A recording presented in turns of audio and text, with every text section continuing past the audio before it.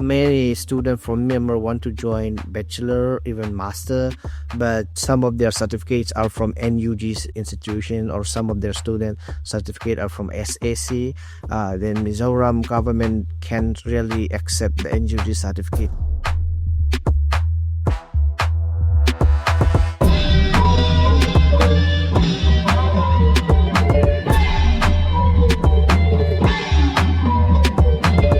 Hello and welcome to episode 60 of What's Happening in Myanmar, a weekly show from the Frontier Myanmar podcast family.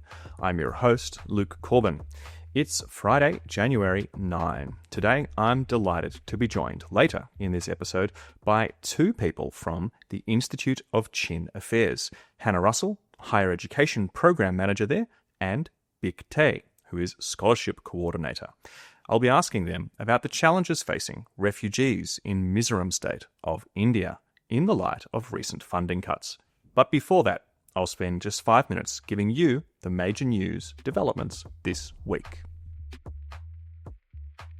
So the two developments that I'll talk about both relate to the military's ongoing so-called elections. First, and quickly, while fighting continued right across the country, including with airstrikes on civilians, this week marked the most explicit and maybe consequential example of targeted electoral violence by the resistance. And this was enacted on supposed civilians. So resistance forces under the National Unity Government ambushed a regime convoy that was carrying a senior Union Election Commission, UEC, official and poll workers and police in Mugwe region's Myo Dit township. This was on Tuesday. The official in question, Aung Win U, was travelling from Nay Pyi Taw to Mugwe to manage the second phase of the military's so-called elections, which will be held in 11 townships of Mugwe on Sunday. Aung Win U survived, but his assistant was killed. The Nay Pyi Taw People's Defence Force, Battalion Number 903, claimed responsibility for the attack, and it declared that up to 7 police officers were killed in the attack on the convoy. And second, as the military continues detaining and charging people for supposedly disrupting the elections, often this is on social media, actual participants in the elections have spoken out about the way that the first phase of voting was conducted on December 28. The People's Party, Shan and Nationalities Democratic Party, and the Myanmar Farmers Development Party wrote letters to coup leader Senior General Min Aung Hlaing complaining about the irregularities in advance voting, including a lack of transparency by election officials when they collected and transported the ballot papers. At a meeting in Nay Pyi Taw on Monday, political parties raised similar complaints. The UEC promised improvements in phases 2 and 3 of the elections, but made no commitment to investigating or addressing the problems that occurred in phase 1. The UEC claims, as of yesterday, January 8, that the military's Union Solidarity and Development Party, the USDP, has won massive majorities in all houses and assemblies. This was expected by analysts and most of the Myanmar public, who see the ongoing elections as merely a continuation of military rule by other means. And Frontier Myanmar's previous editor-in-chief, Ben Dunant, has published just today a report from observing the first elections on December 28. It's called Fear and Loathing Greet Myanmar's Unfree Election, and the link is in the show notes. Check it out. Now moving on to our feature interview. The 2021 coup affected every part of Myanmar, including the country's more than 1,600-kilometre-long border with India.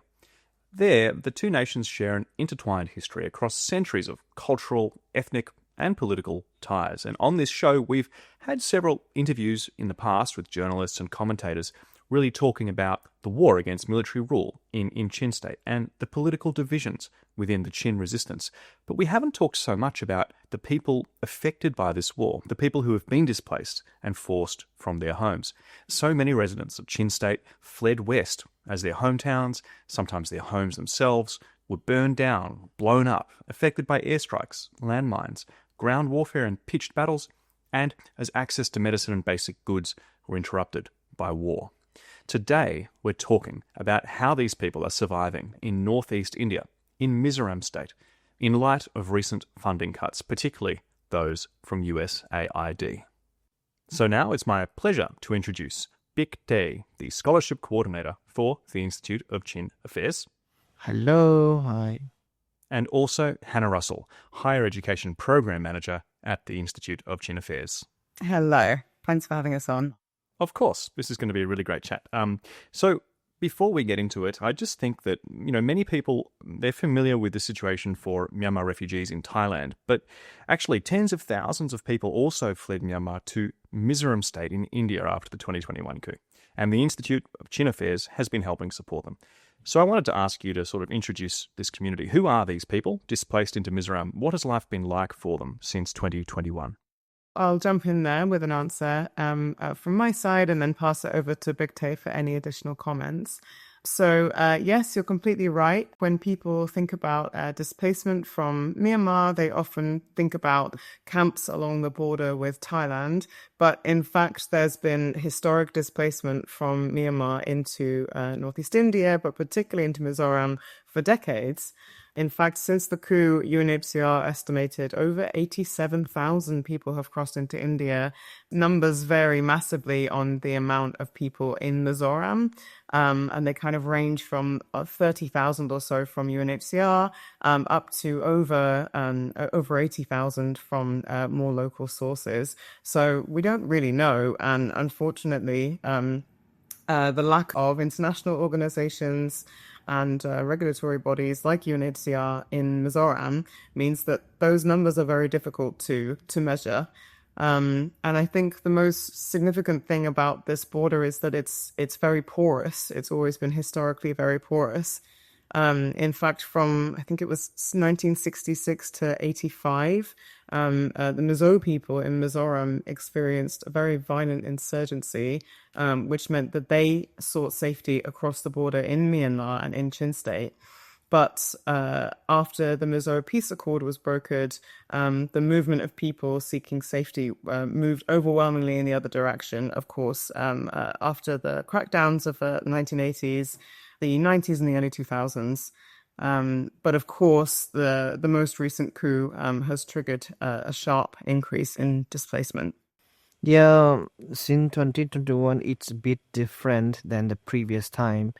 Lots of families, including children and all ages, have started to move to Mizoram, and then and moreover, this time the people from Chin State have scattered in all places in Mizoram.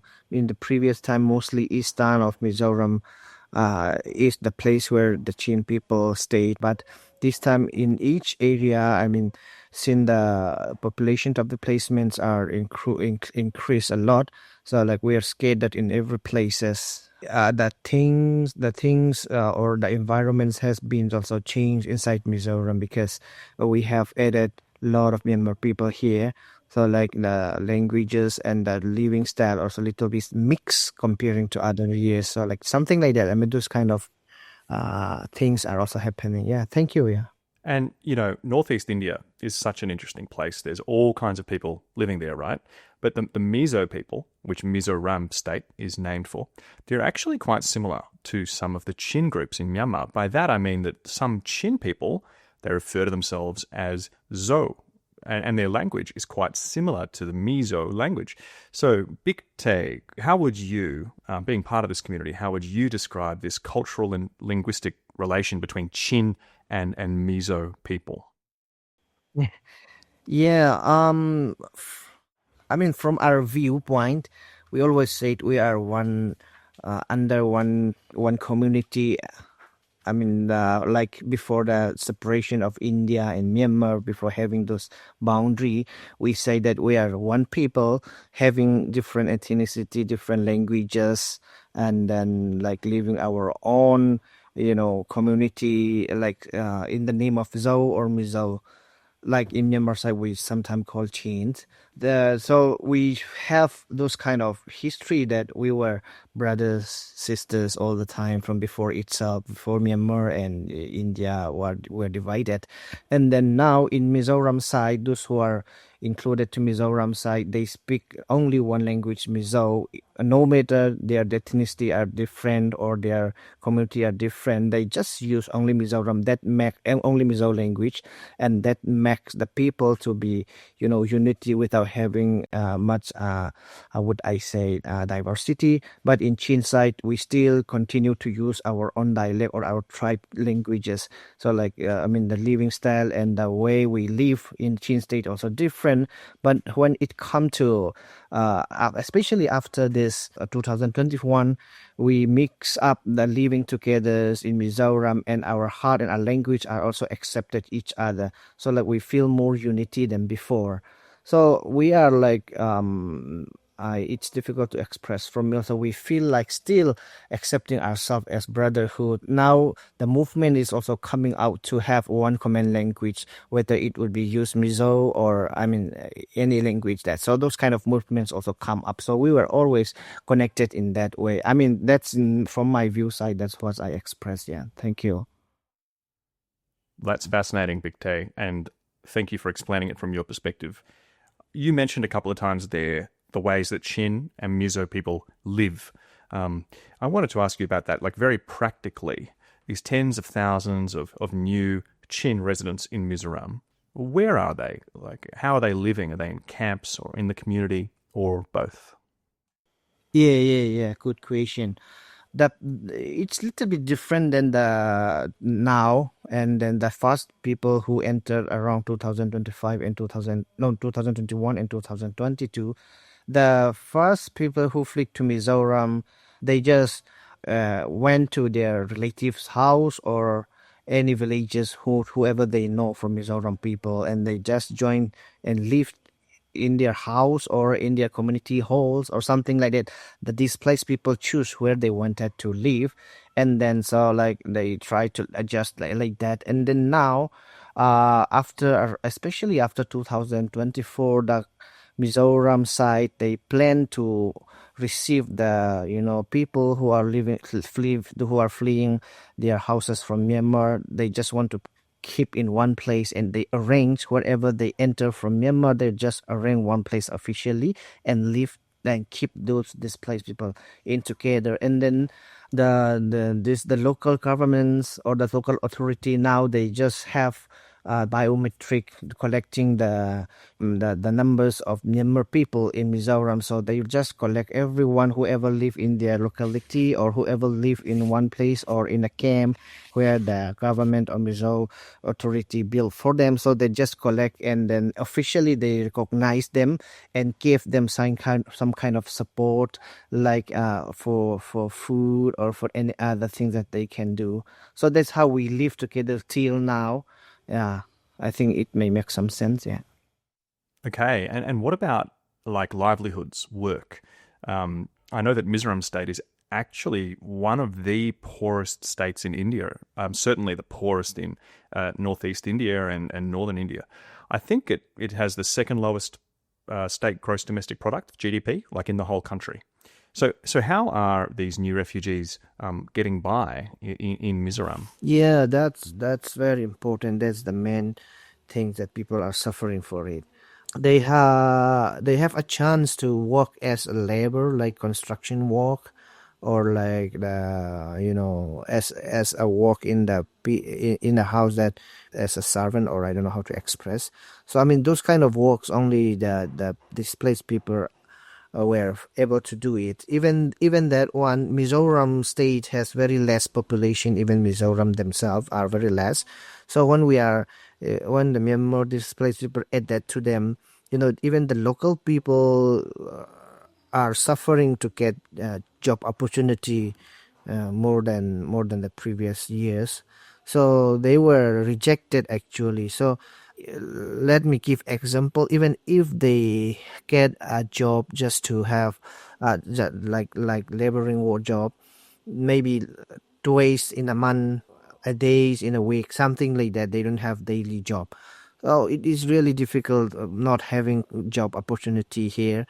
If they are known as refugee, people would like to use them, or people would like to pay them lower than normal wages that they get from the local people.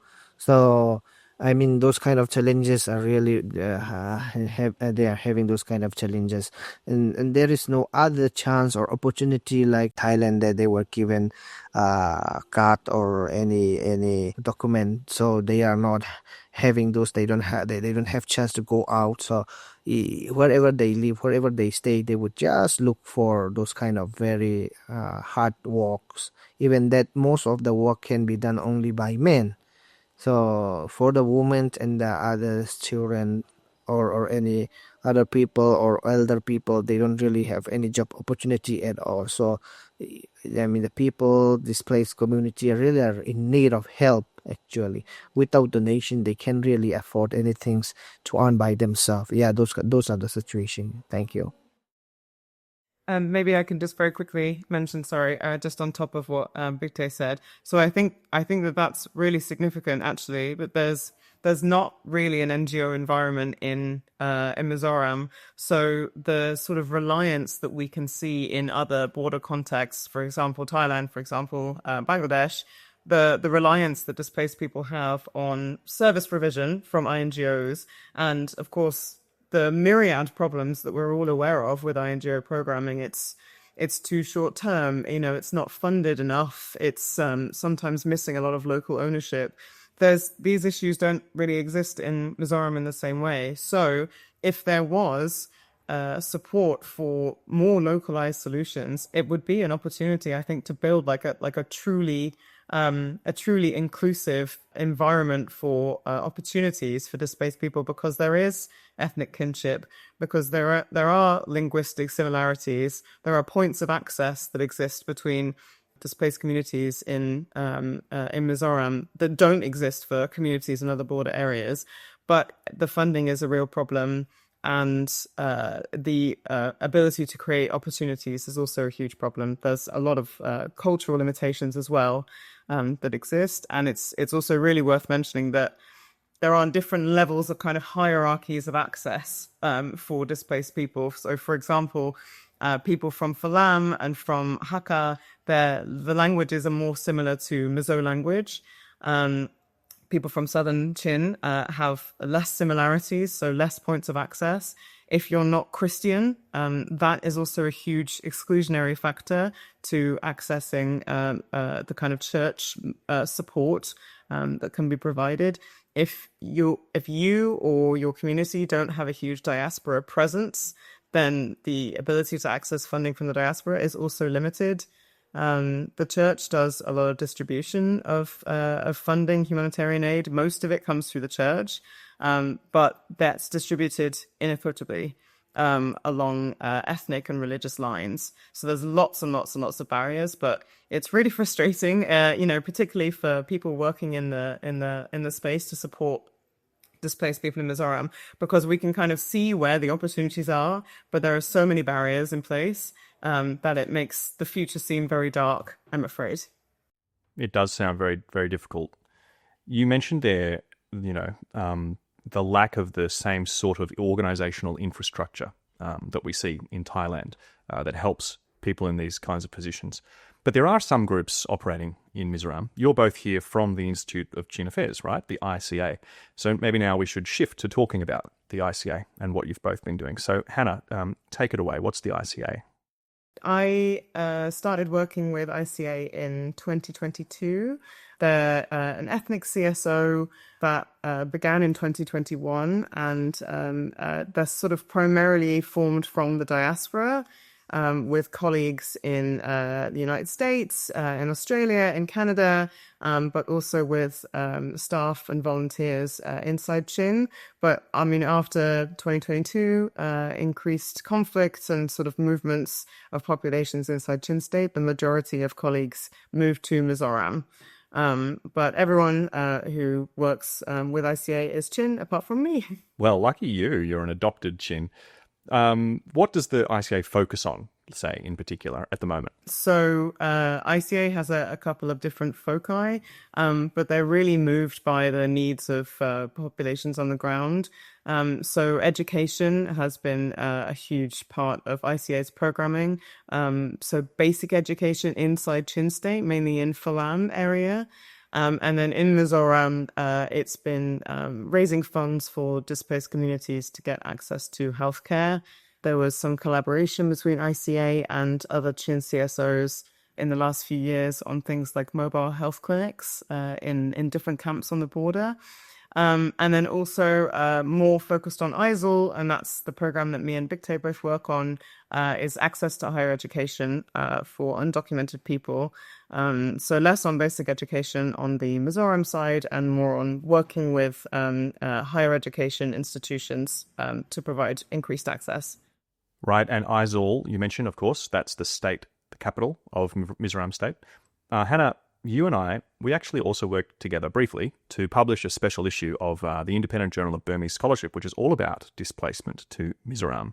It's got articles written by refugee research fellows that were supported by the ICA to study in Aizawl. That issue is online. The link will be in the show notes. But could you talk about that? How did that book come to be, and what does it represent for you? Yeah, thank you. So as I mentioned, I started working with ICA in 2022. One of the ways in which I started supporting was by writing fundraising applications, and we were able to get some funding from IDRC. And really, the fellowship program came about from that funding stream, because IDRC also was the primary funder, I'm not sure if now, but certainly before, of the RCSD program at Chiang Mai University. So I think the RCSD program at Chiang Mai University came about in 2021 as a response to the coup. And so they formulated this research training program that was about a year long. So we took inspiration from that model, sort of reduced it in scope because we had less funding, and it was a pioneering program in Mizoram. So we were able to have this really great partnership that we've been building for quite a number of years now with Mizoram University to allow us to host a program at their institution and have the collaboration of some of their colleagues and lecturers to sort of facilitate research training for fellows from the displaced community. I worked together with some colleagues from RCSD and designed a year-long research training program, which combined research methods, many of which were taught by colleagues from Mizoram University. So literature reviews and referencing, ethics in research and that kind of thing. And then the second module included more thematic approaches. We were able to get colleagues from Chiang Mai University and a colleague from LSE to travel to Mizoram and give lectures in person on themes such as gender, displacement, climate change, conflict, and that kind of thing. And then those sort of two modules culminated in a 6-month research process where the fellows were partnered with mentors and engaged in independent research. I think that from the years that I've been working with ICA and trying to support people on the ground in Mizoram, what I've come to understand is there's such little research written by people from the displaced community about the impact of displacement, the experience of displacement. And so this felt like an opportunity to be able to give the fellows some creative freedom to talk about what really mattered to them. And I think that the articles that came about from that process were exactly what they should have been. They were speaking about the fellows' individual experiences, but also understanding key issues of displacement from their perspective. Yeah, it's wonderful. And this general idea, accessing education in Mizoram, well, this is what Hannah and Bik Te, what both of you do. Every week you're working on this. So let me put the question to you. Is it straightforward or easy for Chin people in Mizoram State to access education? I'll go first, Bik Te, if that's okay. So no, I suppose the answer is that it's certainly not easy, and one of the main limitations is, of course, funding. So in 2023, I believe it was, the Mizoram state government opened up schools, high school and basic education schools for Myanmar people, but there are big limitations with joining these kind of schools as well. Geographic limitations, the camps where Myanmar refugees are living might not be close to schools or close to any kind of transport links. Travel in Mizoram is super difficult. It's very mountainous. There's limited infrastructure, but also money. So you have to pay for tuition, have to pay for school uniforms. There's lots of limitations on displaced families in getting their children into school. Beyond that, higher education is much, much more difficult because India is not a signatory to the Refugee Convention. It means that Myanmar people have the status of illegal migrants in Mizoram, and that's contested and difficult because, of course, for Chin refugees at least, there's this historic brotherhood that pre-exists the border and gives a sense of belonging and a sense of inclusion that is also not shared necessarily by refugees who are not from the Chin community. Of course, there are people from Rakhine, there are people from Sagaing region, there are Bamar people who are in Mizoram as well. So they have their own limitations in terms of accessing those kind of ethnic support networks.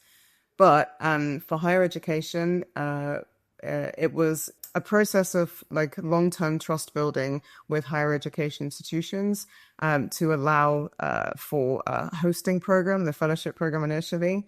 And then after that, we were able to begin a scholarship program, which I can talk more about. But this only really happened because we put in such long-term effort into trust building with the institutions and were able to bring funding. So yeah, plenty of limitations there. Bik Te, have you got anything to add? Yeah, I think Hannah has mentioned generally everything, but let me focus on this the challenges that we face, especially after working with the displaced student for higher education. Difficulty we face is that the education system different from Myanmar and India. I think in Mizoram, the government or the people or the institutions are really open for us, but the education system in India has their own way of receiving or doing admission. Like they need every certificate from class 10 to 12, BA, something like that. Everything we have to prove or we have to submit for their admission. So in Myanmar, we don't have class 12. I mean, those kind of, education different system is the main problem that we face difficulty in admitting the student. And then the big challenges for our Myanmar student is that they have incomplete document, like some document have been burned down due to political crisis in their houses. They don't have complete certificate or mark sheet or something like that, and then we have to negotiate with the university, the situation that we are having, and then sometimes they give us special permission due to our those kind of challenges we have here for Myanmar student. So those kind of things. And then even now, for example, let me give, many students from Myanmar want to join bachelor, even master, but some of their certificates are from NUG institution, or some of their student certificate are from SAC. Then Mizoram government can't really accept the NUG certificate. Again, I mean, those kind of system is really one of the challenges we're facing. A lot of students are asking me even nowadays, since we're having scholarship program, they wanted to join the university, but because of those kind of challenges they face, I also need to help in many ways, something like that. I mean, those are the challenges I want to mention for this. Thank you. Yeah, it really is complex for Myanmar people abroad anywhere, but India in particular, how these different national education systems correspond with one another, and the lack of documents, not to mention the alternative systems like the National Unity Government that you mentioned then, Bik Te. If you have a qualification from an NUG school, how is that recognised abroad? But I also wanted to ask about how the funding cuts of the last year, how have they played a role? You both mentioned them a little bit, but more specifically, how has that played out in this domain? Yeah, I'll take that. So, I guess the short answer is that the cuts have been devastating. They've been devastating on all Myanmar's borders.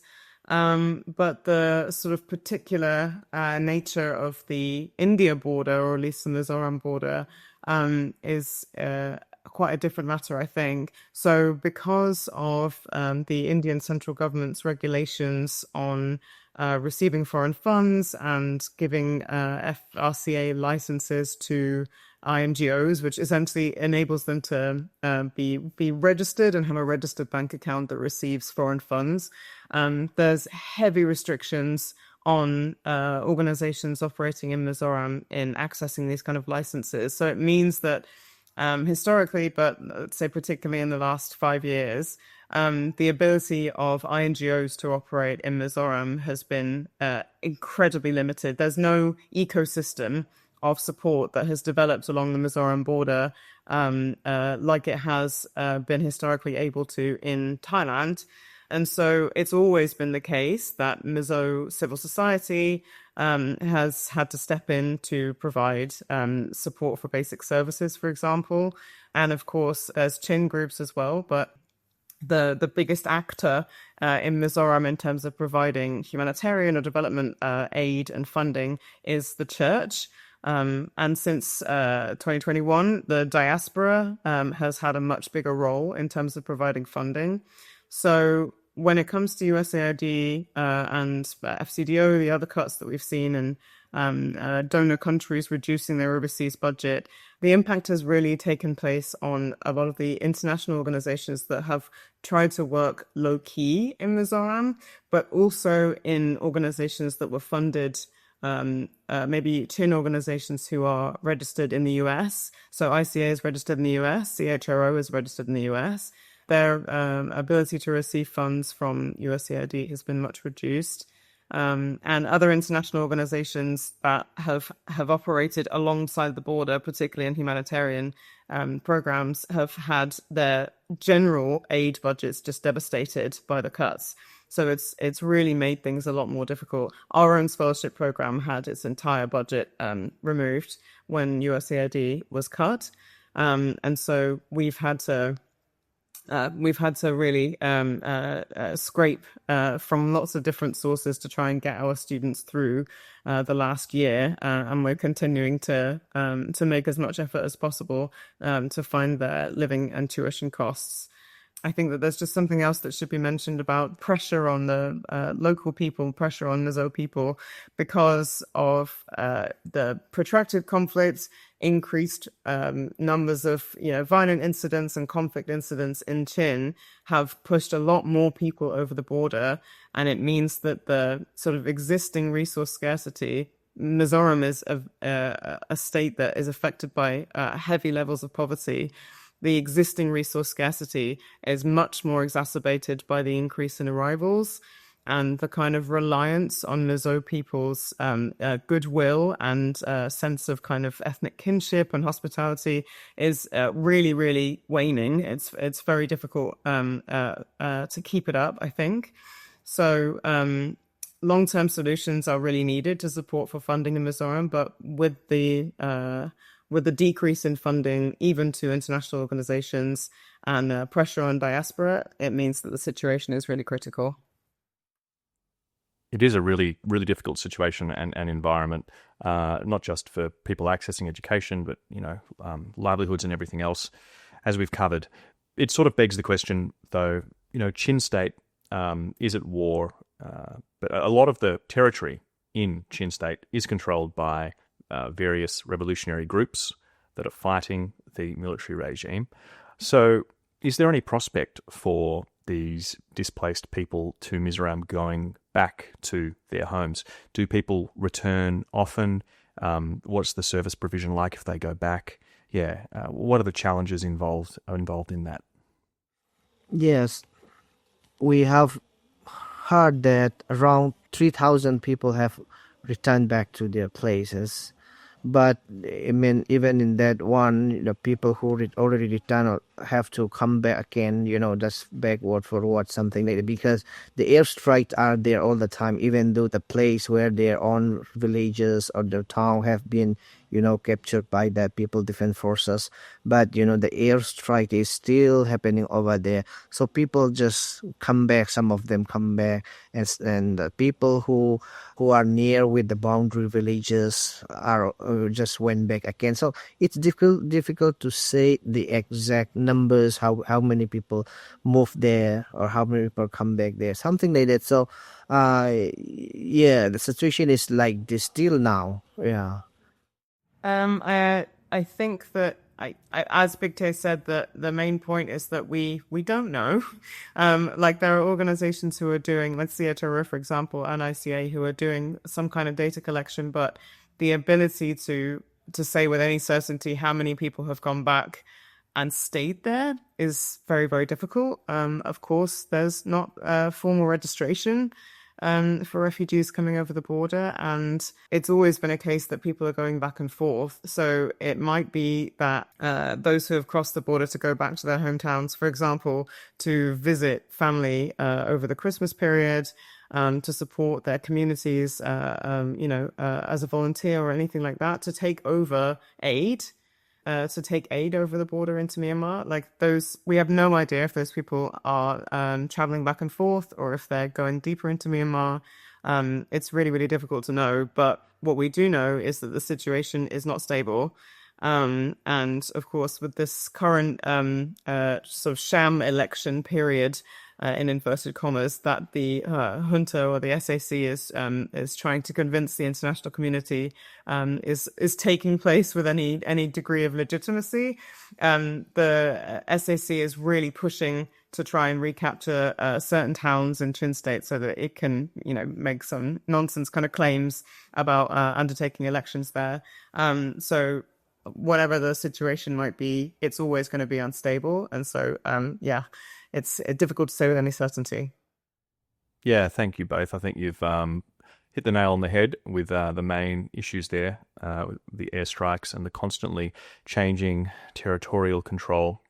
It really does not make it easy to, let alone go to school in Chin State, not easy to get by either.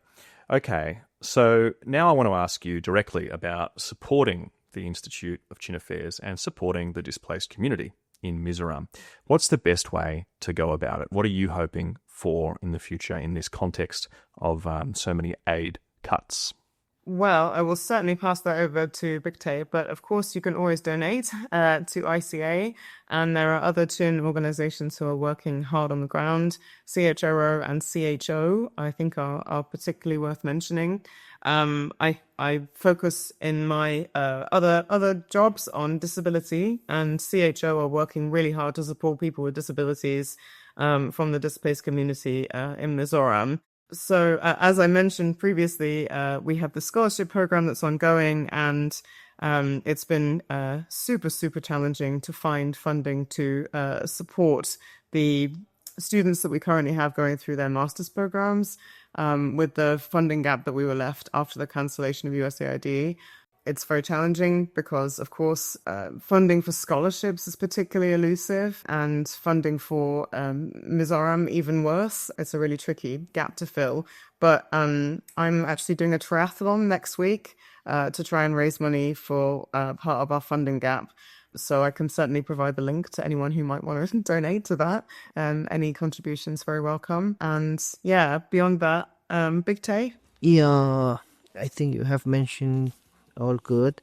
And then, as we mentioned, the challenges is sending money handling money is quite complicated here due to the Indian restrictions of foreign fund or just for any fund that will come to Mizoram.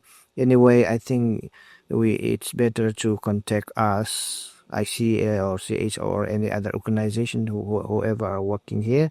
So, and then we will try to work out how we can do here on the ground. Like that only I can say. Yeah, it's difficult to say exactly. Yeah, thank you. Hannah, I can see you wanting to jump in here.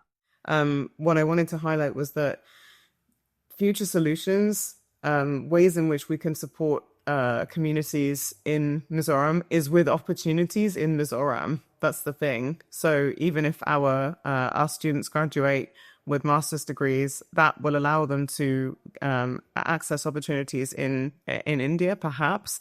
But creation of opportunities in Mizoram is how we can support communities to have any kind of sense of autonomy in Mizoram, because the ability to get out of India is almost non-existent for the majority of people there. Almost no one that we've worked with in the displaced community has a passport. They may well have had any NRC registration from Myanmar lost, burned, lots of things that could have happened to it on their way into Mizoram. So what we really would love to be focused on, and this is always, of course, conducive on funding, is ways to create economic and education opportunities for displaced people in Mizoram, because unfortunately the ability to move beyond is not one that's open to the majority. Yeah, I can see how that makes perfect sense, Hannah. And the link to your triathlon fundraiser will be at the bottom of this podcast. So good luck with the triathlon. And I really want to say thank you again. I sincerely appreciate both of you coming on and informing us all about this refugee community in Mizoram and the situation there. Thank you very much. Thanks for having us. Thank you. Thank you. Thank you very much. Thank you. And with the departure of our guests, I'm going to close up this episode quick snap because it has gone long. But I just wanted to highlight the latest video episode by our sister podcast, Do At Than, which is all about human rights issues in Myanmar. This episode is about undocumented refugees in Thailand living in constant fear of being forced back to the regime that they sacrificed so much to oppose. We have a case study of a young man who was shot while fighting against the junta, and he is now a wanted activist. So check that out. And until next week, take care and farewell.